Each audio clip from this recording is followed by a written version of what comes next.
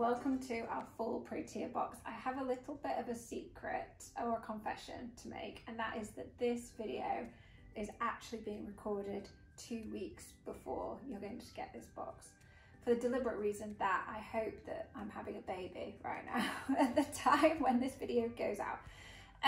But that doesn't take away from the fact that we have an amazing arrangement, because I wanted to choose things that were really resilient, easy to work with, and also just a robust full arrangement that was going to really last for a long time. So this is our full Protea box. You have a good bundle of olive branch that actually comes from San Diego. We have 2 pink ice Proteas from Nathan, and also we're buying them from Resendez, who are down in San Diego too. So Watsonville and San Diego is where the Proteas come from. And then we have tulips from Akata, which is Northern California, like a bit towards Oregon from here. We have some green lace. This one doesn't actually look so good, so you won't get one that looks like that, but you'll have a few pieces of this that would, like, the color tones will be from green all the way through to like a burgundy color, which is nice. But you might have a more green color tone too. It just depends on the cut of from that week. And then we've got a couple of dahlias from Louis, and also some dried lavender from Louis. Now this does shed actually a little bit, I noticed, but I love it because it holds its fragrance, and I just thought it'd be really nice to keep forever and just have in your sock drawer or wherever after the arrangement's finished. So first things first, we're going to start with the olive first. So you're going to have branch-shaped pieces. You might have some with some olives on them. But basically what we want to do with this is just use each piece to build shape. I would suggest any wider pieces you kind of put to the side so that you can kind of use the vase to kind of hook them in place. It is nice to have, you should have a couple of pieces that are longer like this, and these are kind of great for helping to like put at one side or the other side, just to help to kind of complement the shape, like so. I'm going to cut that one down a bit. The vase I have is actually not that tall. It's like 5.5 inches. And the thing is that the wider the vase, the longer the branches, the wider the arrangement, and they can fall out quite easily. So I would definitely suggest cutting them down. The shorter you cut them, the easier they're going to be to work with, which I know feels a bit weird because you know, it feels like you're cutting a lot off it. I totally understand that, but don't worry about it at all, because the problem with olive is that kind of can lean outwards, and then before it can all just collapse. So if you're able to kind of take each piece and then hook it on top of the previous piece, it will really make a difference and will help a lot. So I'm going to leave it there because I think that is pretty robust. This piece too is quite sticky uppy, but what you can do is just bend it, strip the leaves off obviously below the waterline, and it will have a nicer shape. With the Protea, well, these are particularly tall. I don't know honestly if yours are going to be as tall as this, so you don't need them to be this high up at all. So what I'm going to do is I'm actually going to cut half of it off. I'm not even going to use that piece, and then you just want to strip the leaves from the stem. Any leaves that fall below the waterline, just pull those off. And then what we want to do with the Protea is just add it inside the middle and let it just sit inside the olive like that.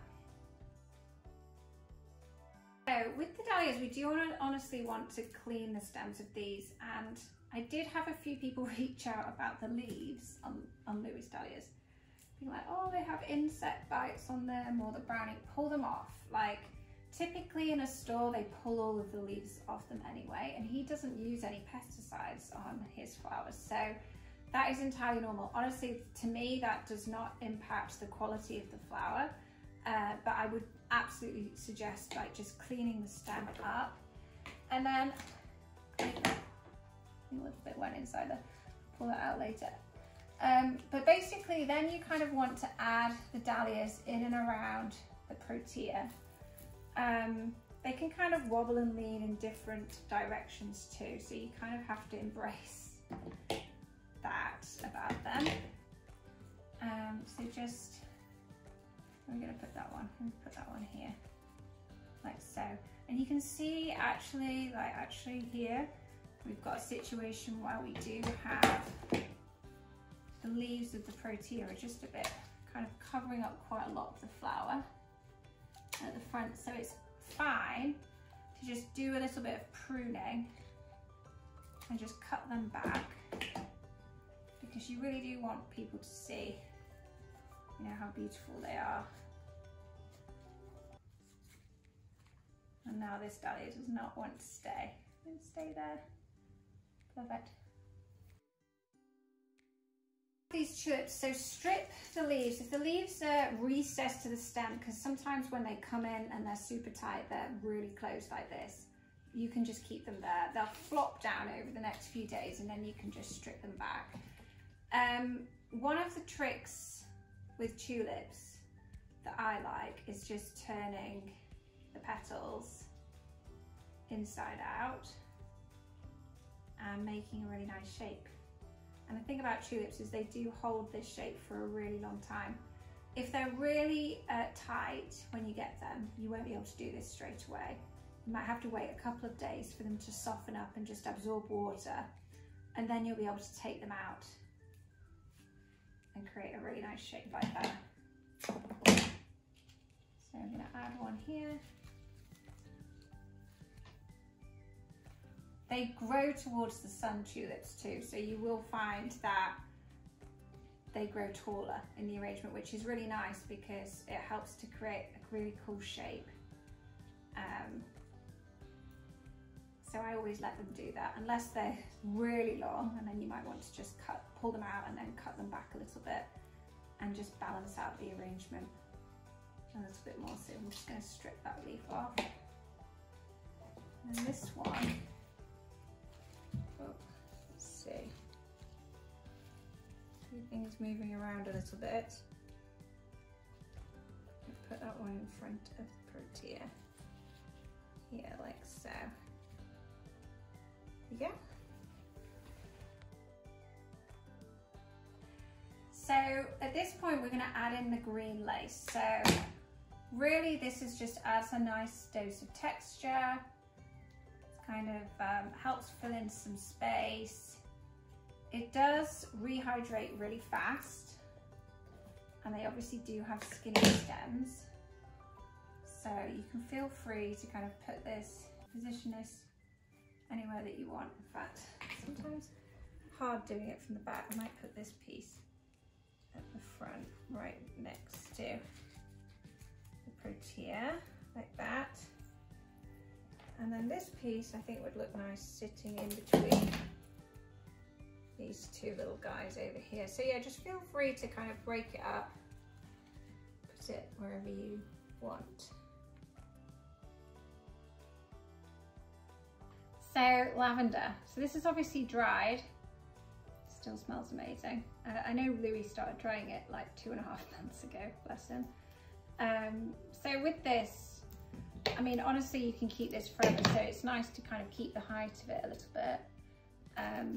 But I would just suggest taking each piece individually and just using it to kind of fill in, just add a little bit of texture, fragrance.